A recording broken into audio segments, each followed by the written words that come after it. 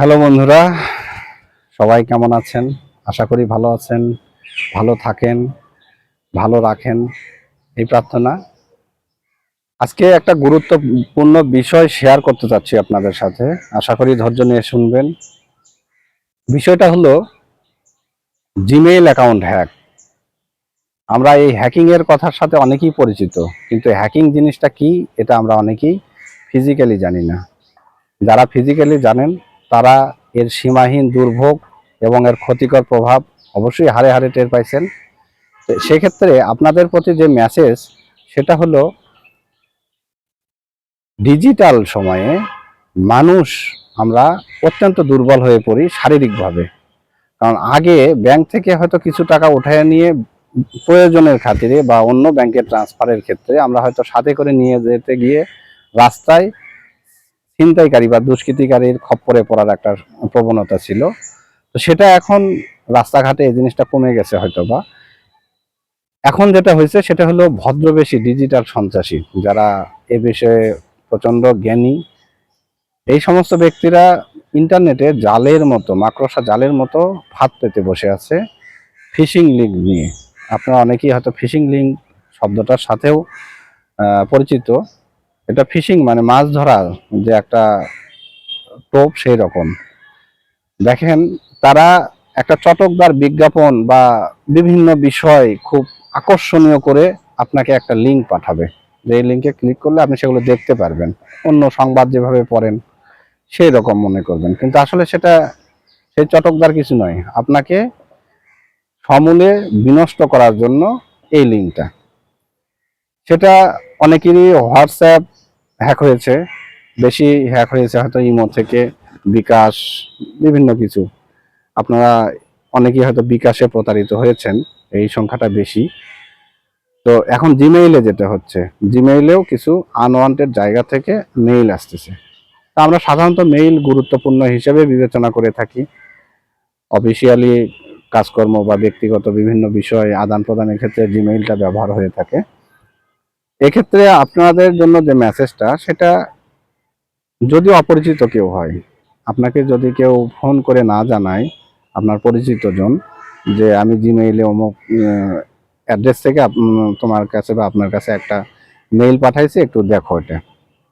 এক্ষেত্রে ছাড়া যদি অপরিচিত জায়গা থেকে কোনো মেইল আসে আপনাদের প্রতি মেসেজ, এটা ওপেন করবেন না।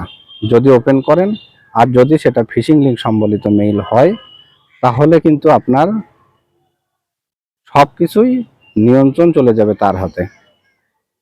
আপনার জিমেইলে অনেকেরই পাসওয়ার্ড সেভ করা থাকে, বিভিন্ন ব্যাংক, বিভিন্ন সোশ্যাল মিডিয়ার অ্যাকাউন্টের এই সমস্ত বিষয় তারা নিয়ন্ত্রণে নিয়ে নেবে। তারপরে আপনি পাগলের মতো ঘুরতে থাকবেন এ দপ্তরে সে দপ্তরে, আইন শৃঙ্খলা বাহিনীর কাছে, সাইবার ইউনিটে, কিন্তু ততক্ষণে আপনার সমস্ত কিছু শেষ। হয়তোবা আপনি অ্যাকাউন্ট উদ্ধার করতে পারবেন, হয়তোবা আপনার অ্যাকাউন্টটা ভ্যানিশ করতে সক্ষম হবেন, কিন্তু আপনার যে গুরুত্বপূর্ণ বিষয়, আপনার ব্যাংকে জমানো অর্থ, সমস্ত কিছুই ততক্ষণে দুষ্কৃতিকারীর নিয়ন্ত্রণে। আপনি হিরো থেকে জিরো। তো এক্ষেত্রে আপনাদের কাছে এই অনুরোধটাই থাকবে বন্ধুরা, আপনারা সোশ্যাল মিডিয়ার যে কোনো জায়গায় এই ধরনের অপরিচিত মোবাইল নাম্বার থেকে, কোনো অফিসিয়াল নাম্বারের মতো ছোট ছোট কিছু নাম্বার থেকে, বিদেশি কোনো নাম্বার থেকে এই ধরনের যদি কোনো মেসেজ আসে যেটা আপনার কাছে মনে হয় না এটা আমার পরিচিত কেউ নয়, তাহলে ওটা দেখার প্রয়োজন নেই, ভ্যানিশ করে দেন। কারণ আপনার প্রয়োজনে যেটা, সেটা আপনাকেই খুঁজে নেবে। যে ব্যক্তির আপনাকে প্রয়োজন বা যে ব্যক্তিকে আপনার প্রয়োজন, সেটা আপনারা অবশ্যই খুঁজে নেবেন। কিন্তু অপরিচিত কোনো ব্যক্তির এই ধরনের আগ্রহ আপনারা কখনো এটা নিজের কাছে অ্যালাউ করবেন না। চারিদিকে আমাদের অনেক মানুষ, অনেক বন্ধু বেশি, খুব দ্রুত তারা আপন হতে চায়, কিন্তু আসলে সেগুলো নিজের মনের ভিতরে বসানোর ক্ষেত্রে একটু সময় নেওয়া উচিত। তো আশা করি সবাই ভালো থাকবেন। ভিডিওটি অনেক লং হয়ে গেল, দুঃখিত। আপনারা সুস্থ থাকলে, ভালো থাকলে আমরাও ভালো থাকবো সবাই, এই কামনায় আজকের ভিডিও এখানেই শেষ করছি। এবং সেই সাথে অনুরোধ করছি, সোশ্যাল মিডিয়ার কোনো অপরিচিত লিঙ্ক বা মেসেজ আপনারা কখনোই অ্যালাউ করবেন না, মানে ওপেন করবেন না। এটা নোটিফিকেশন থেকে কখনোই ওপেন করবেন না।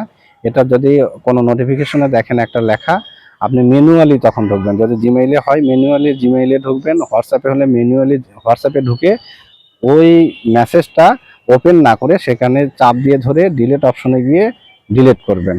ওটা ওপেন করলে আপনার কিন্তু সমস্ত কিছুই তাদের নিয়ন্ত্রণে চলে যাবে। আপনি হন্যে হয়ে ঘুরতে থাকবেন, কোনো বিপদে না পড়েন। সুস্থ থাকেন, ভালো থাকবেন, দোয়া করবেন।